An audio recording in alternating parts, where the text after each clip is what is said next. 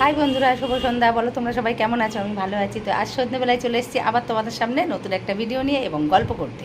তো বন্ধুরা, কে কী করছো কমেন্ট করে জানাও।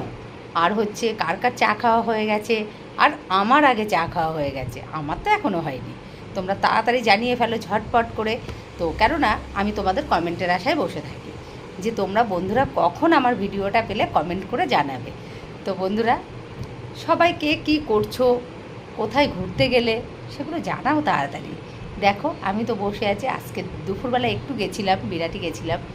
তো যাবার পরে ওখানে প্রচণ্ড রোদ্দুর, ভীষণ শরীরটা খারাপ ছিল দুপুরবেলা, ওই জন্য ব্লগ ছাড়তে পারিনি। সোনা আসার পরে সোনাকে খাওয়াতেও দেরি হয়ে গেছে, 3টে বেজে গেছিলো। তো সেই জন্য আর তোমাদের সামনে আসা হয়নি।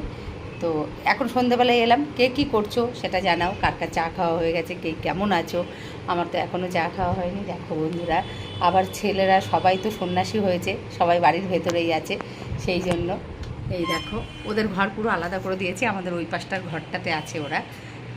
এই দেখো সোনাও শুয়ে আছে এইখানে, এই দেখো, এই দেখো সোনা দরজার সামনেটাতেই শোই, ও এখানে শুয়ে আছে। ওর কারণে ছাদে গিয়ে প্রচণ্ড পরিমাণে দুষ্টুমি করেছে আর দৌড় ঝাঁপ করেছে। আমি প্রচুর কষ্ট করে ওকে ধরে নিয়ে এলাম এই সন্ধেবেলাতে।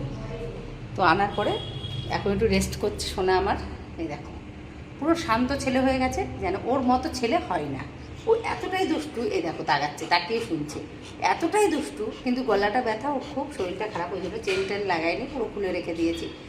তো তোমরা সবাই সোনাকে ভালোবাসো, খুব ভালো লাগে।